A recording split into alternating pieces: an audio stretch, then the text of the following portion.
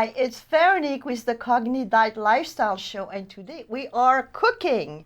My guest is Margo Allen, owner of Fridge to Table, a meal delivery service from Princeton, and it's a wonderful company. Everything is non-GMO, as organic as possible. She's using only natural sugars. That's right. And today the topic of the show is cooking for people who are intolerant to gluten or have celiac diseases. And we will cover gluten, some myth and some realities about gluten, but also, what can you do when you go to a restaurant and you have celiac disease and you want to avoid having a problem. So Right. thank you for being here today, Margo. Thank you for having me. Thank you. Very excited. Tell me, Wonderful. how did you become a cook? I know you are a trained chef. You went to culinary school and That's you right. started this business 3 years ago. What got you into cooking? Well, growing up, I was always involved in the kitchen with my mom. I'm the middle child. I have an older sister and a younger brother who were never really interested in cooking. But growing up with a lot of allergies, I think that's what brought me into the kitchen with my mom. I was gluten intolerant, or am gluten intolerant. And my mom was always trying to make the same dish for the family as me with my allergies. So I think that's what brought me. It was like a special bond and connection. I actually really cherish those memories too.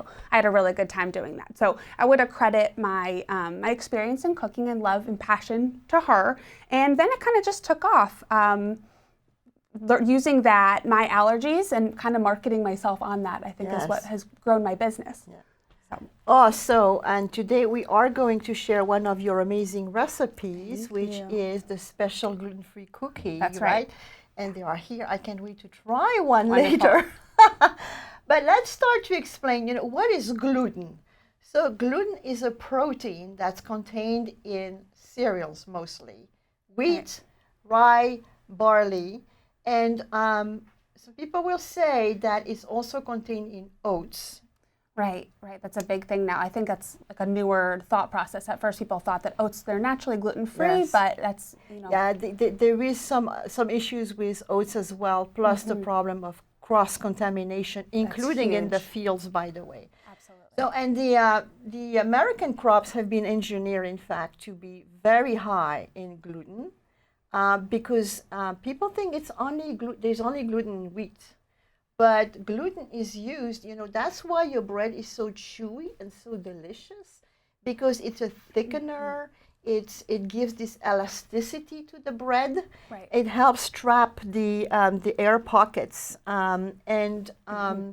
because of that, it's used, in fact, in other preparations. It's used in yogurt, in ice cream, most of all the prepared foods, whether they are frozen or canned.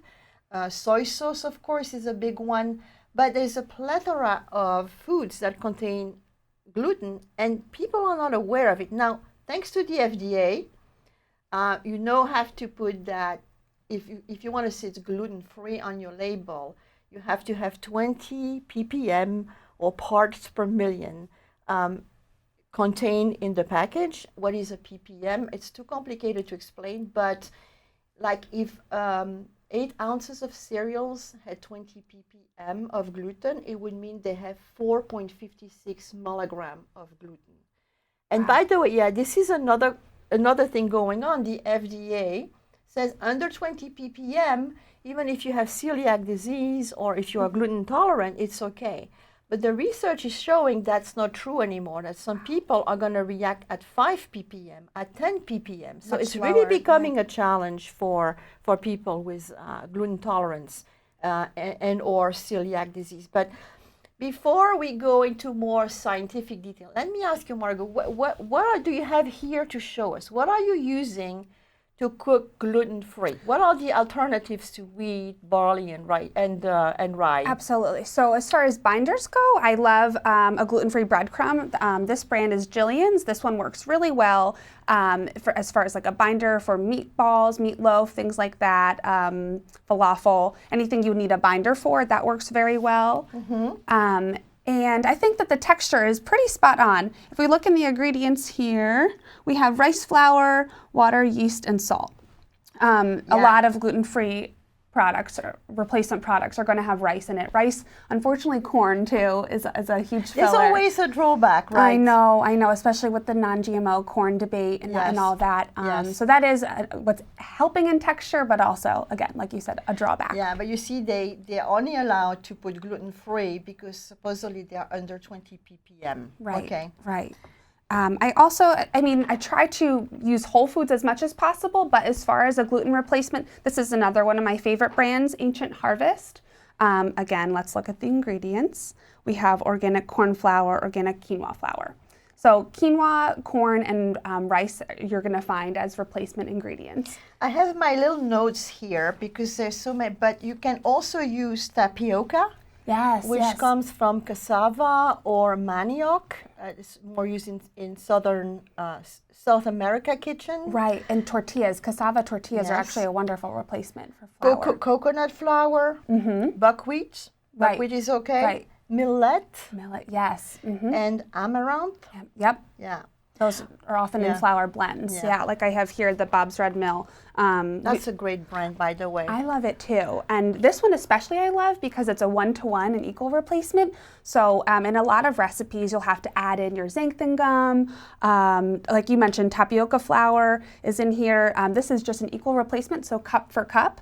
So we have sweet rice flour, whole grain brown rice flour, potato starch, whole grain sorghum flour, tapioca flour, and your xanthan gum. So it should come out pretty as much as a equal replacement as possible. So let me clarify for the audience: xanthan gum or guar gum are used to replace gluten because you need to have this chewy texture that very often you may feel is missing from a gluten-free cookie or gluten-free bread. Right. But it's better now. But what is guar gum or xanthan gum? In fact, it's a polysaccharide, which means it's a long chain of sugars. And it confirms this chewiness that you miss when you don't have gluten. Right. Yes.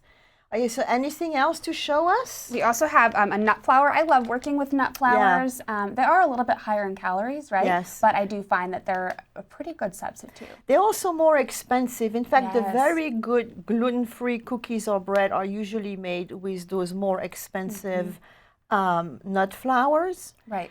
So what the food industry jumped on that gluten-free craze a few years ago. And what they do, and I want people to know this, well, I'm eating gluten-free cookies, so I feel good about myself because there is no wheat. So it's almost like I can eat those cookies because they're gluten-free. But most of the companies are using, as Margo was saying, cheap flours. Right. Soy flour, rice flour, and corn flour. And because of that, the glycemic index or the carbohydrate load of those cookies is as high, if not worse, than a real wheat-based cookie. Okay, so when you eat a gluten-free cookie, you're eating carbohydrates. It's not healthy, regardless. Unless the ratio is huge in, it's almost like an almond cookie that's going to be high in calories but low in carbohydrates. So that's important to know. Okay. That's right. I think you brought also some coconut, didn't you? I have coconut sugar here. It's a coconut sugar. So coconut sugar is what we'll naturally sweeten our cookies with. Yeah. Okay. Wonderful. But there is another challenge when you are cooking with gluten-free flours, right? Right. Is the leavening agent it's got to be upped by almost double, to be honest with you. In recipe testing, I've noticed it's nearly double. So baking powder, baking soda, and like you had mentioned, it traps the air particles, right? The gluten. Trying to replace that, trying to get the elasticity up. It's quite a challenge to me. So what do you using? What baking soda? So today, soda? baking soda is what's going to react in the cookie recipe. Okay, so it's important then to have baking soda when you are cooking gluten-free. Right. Okay, why don't we start cooking? Awesome. Okay. Right? Because I want to see how you're making those amazing, I want to show them like here. I can't wait to try them on. Well, so this I've touched it, so I'm going to have to eat it. That's yours. That's mine. That's mine. I'm not sharing it, but look how great it looks. Okay. Thank you. So we can go ahead and get started. Let's combine our dry ingredients. So it's maybe you want to move here, because otherwise you're going to be stuck. Wonderful. Okay. Wonderful. So we have our small bowl for our wet ingredients, our big bowl for dry. Grab this and this. Wonderful. So, So I'm helping you today. thank you. You're my sous chef. I'm the sous chef. What is this, by the way? So that's coconut oil. Oh, okay. Yes. And it's unrefined coconut Okay. oil. Okay. And chocolate chips, of course. That'll go in last. We're not going to bake them. We're just going to show you just a how little to demo. prepare the... Wonderful. And Okay, so now we're getting into the real cooking. So the floor is yours, Margo. Thank you so much. Okay, so I'm going to demonstrate my flourless chocolate cookie. The base of it, like we mentioned, so since they're flourless, the leavening agent, we have eggs, we have baking soda in there to try and build up that elasticity. They're not going to be like a crispy cookie, and I actually love a fudgy cookie, so I'm a little biased at this So it's recipe. really chewy. They're chewy, yeah. So they're is more nice. like cakey and kind of brownie, like fudgy like that. Okay. Which, if you're a chocolate person, you'll really like these. But it's a good way to go on the chewy side because I tasted in the past too many gluten-free cookies that were like way too, too dry, very dense, dry. like, oh yeah, Yeah, I unpleasant. Agree. I agree. Yeah. Right. So hopefully this will suffice. Awesome. Okay, so we're gonna start with our dry ingredients. So you can make how many cookies with this recipe? This made, I think it's about a dozen. Okay, yeah, about good. a dozen for this recipe. Okay, so we have our cocoa powder. We have a 1/3 cup here. Unsweetened cocoa powder? Unsweetened cocoa powder. Okay. Yeah. For our sweetener, we have coconut sugar. We're gonna use a 1/2 cup of coconut sugar. I like your little measuring cup. Very chic. Thank you. Golden. Thank you. All right, so we have that for our dry, and we're also going to put a teaspoon of baking powder. Yeah, for the reasons we baking just soda. mentioned, baking soda, right? Baking soda. To help the dough rise. That's right. Yes. Yeah. And we have a 1/4 teaspoon of salt. Oops. 1/4 teaspoon of salt. Coarse salt. Yep. Kosher salt. Okay, so let's give that a mix for our dry ingredients. So that's your there. dry mix. That's right. Just have a little chunk of coconut sugar. There we go. Okay, so then in our wet bowl, we're going to crack 2 eggs. So you're separating the wet from the dry That so is far. right. Yeah. Here. Put your egg here. Thank you so much. We have And then you can use any nut butter you like. I'm a peanut butter girl, so I love I love peanut butter. So we'll do it's a whole cup. Oh my God! Quite yes, a bit, this right? is calories. It is, yes. You could do. You probably know better than I do. Yeah. Almond butter. Which one would you say is a little love- bit healthier? You know, peanut butter is not a nut; it's a legume. Yes. But almond butter I love, but they, Yes. you know, they're very calorie dense. 1 tablespoon of any nut butter is usually around 100 calories. Yes. So when Right. people tell me that they are snacking on nut butters, be careful of the calories. But okay, this is for 12 cookies, right? Right. So hopefully it's not so bad per serving. And you need some fat in the recipe anyhow. That's right. Yeah. So while Margo is preparing this, people always ask me, what's the difference between being gluten intolerant and having celiac disease? Well, first of all, celiac is a disease.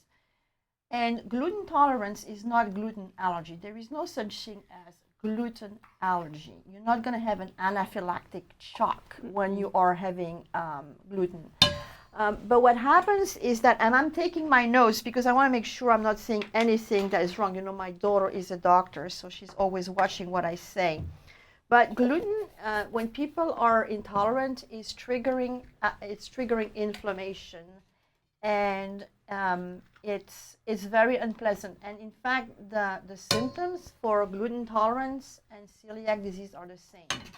It's usually diarrhea, gas, bloating, nausea or constipation, also fatigue, not feeling well. It's not easy to detect.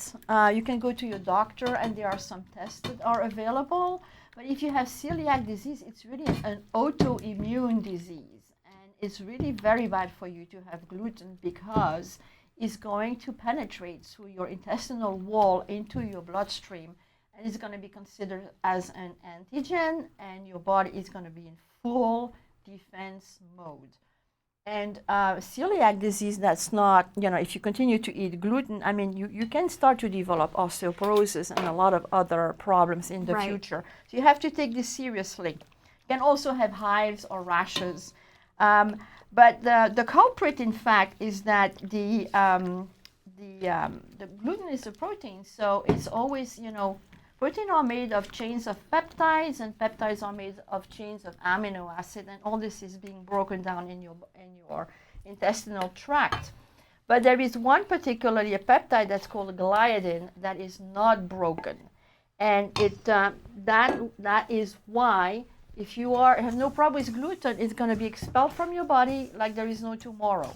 But if you have one, it's going to irritate you, and or worse, if you're celiac, it's going to penetrate into your bloodstream. And people with celiac disease, or even people with gluten intolerance, there are little fingers on the wall of your intestinal tract that are absorbing all the nutrients that you are eating. That's how you are nourishing your body. And that villi is really getting inflamed and almost destroyed when you have celiac disease. So that was the little 5 minutes about science. Right. So now you have, I can see that forming our dough. It's getting a dough. Yeah. We've incorporated our wet ingredients with our dry. Yes. And it's a little sticky. It needs a little bit of kneading. Can you make this with like real chocolate, like that you have melted instead of powder? Or I'm is sure it you better can. Well, okay. So yes, I'm sure you can. We would have to just draw back on the wet ingredients a little bit. Okay. But I do think that the cocoa powder there is what's supplementing the gluten flour. Right. Okay. Good. Good point. Would imagine. And of course, we're going to add in some chocolate chips. Okay. To make it even more exciting. Of course. Right? This is the CogniDiet is about diet, and here we are making cookies. Right. A little indulgent. Life is too short. That's right. Better to have a good cookie once in a while than depriving yourself, you know. That's right. Life is too short, frankly speaking. I agree. Okay, so now I'm you're adding adding like almost a cup. I think that's about a half cup. A half cup, okay. I will find a way to share the recipe. Okay, wonderful. I will put it on the website. Awesome, thank you. Awesome. So and you can order those cookies at Fridge to Table, right? Yes, on my website, yep. Awesome. Okay, so we're forming our thick dough like this. Yeah. It will probably feel similar to a traditional gluten cookie dough, maybe just a little bit stickier. It's sticky. It's a little bit different than a regular dough, right? Yeah, right. Yeah. Right. We have our coconut oil in there, the bases, peanut butter, eggs. So here we go. A little bit of kneading and. So after that, what are you gonna? We can roll them into balls and bake them for really no long. I think it's about 8 minutes, so not very long at all. At what temperature? 350 degrees. On Okay, a well that goes quickly. Quickly. I mean, if we had the oven here, we could eat could them do it at the now. end of the I know, show. right? Right? This is wonderful. I agree. So let me ask you, so thank you for making those. Can we try one now? Yes, you because I can't may, wait. yeah. So this was mine, right? I marked it. Okay, so let's try it. Yeah, it's very chewy. It looks delicious. It looks a little bit like a brownie. Right. Okay. They're going to be cakey and fudgy like that. You're right. It's really good. Thank you. Thank you. So I've topped it with. It's moist. It's moist. I can taste the peanut butter and the chocolate. I like the fact that you put some almonds. It gives some texture. That's right. A little crunch. Thank you. It's very satisfying. Thank you. I mean, one whole cookie like this is like enough. Right? I would say so. Yeah, they're pretty rich. Thank Delicious. you. Wonderful. Okay.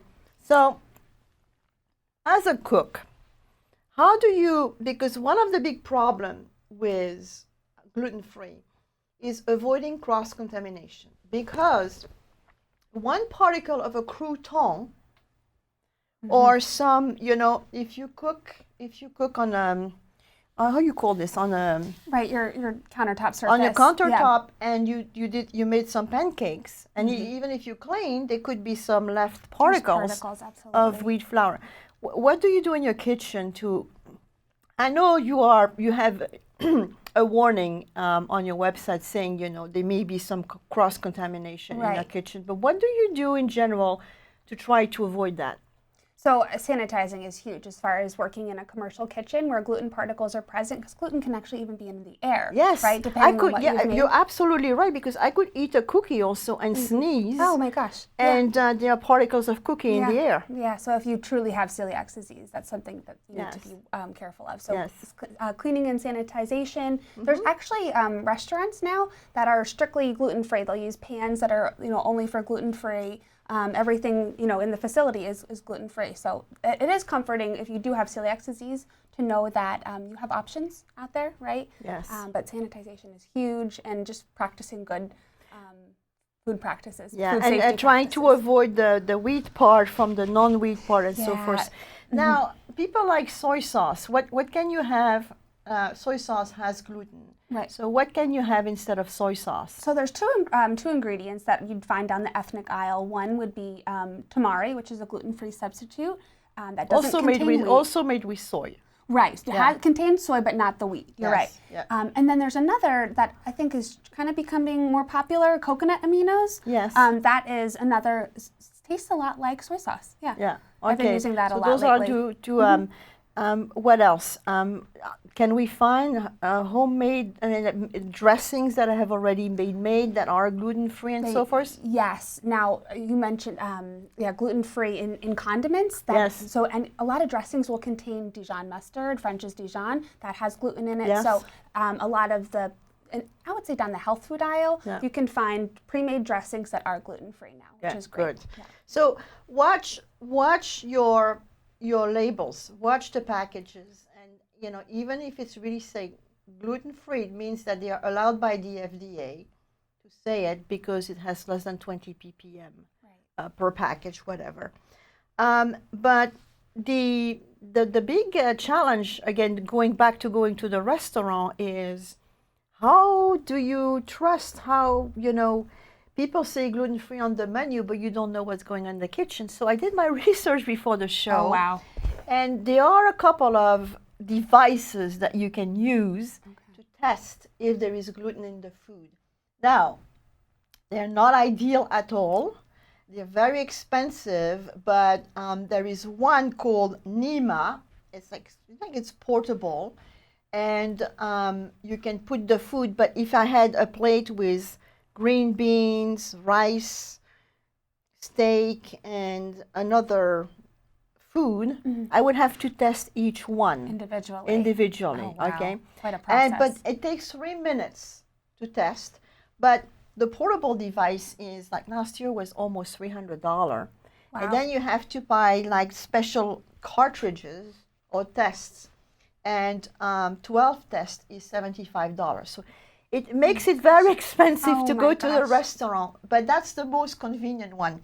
And it's only going to test for 20 ppm. But then there are two other ones. Easy Gluten Stick, it's almost as expensive.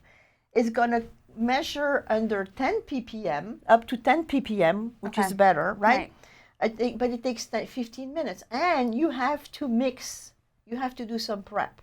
So your food will get cold by then. Right, you cannot do this. Imagine this at a date. How to dear. destroy your date? You might not get a second. You have to tell. Yes. So not recommended. It's more like to do at home. And then there is another one a little bit cheaper, but that's going to go down as low as 5 ppm. Gluten Tox, but it's taking 20 minutes. And each time you have to really do some prep.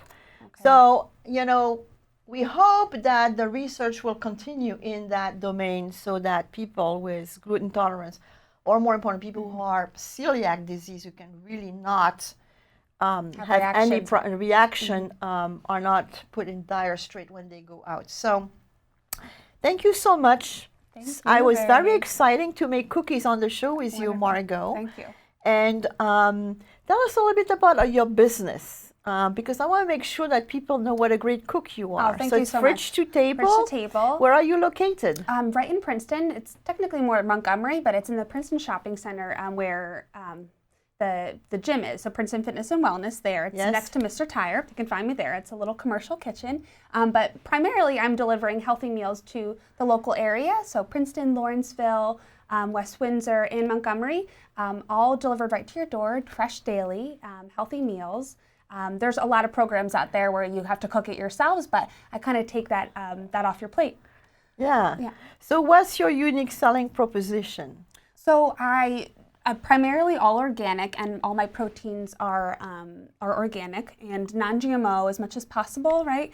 And no refined sugar too. I try to have everything as clean as possible. No wholesome, glucose. No glucose, right? Yes. Okay. Well, this is very, very exciting. Thank you.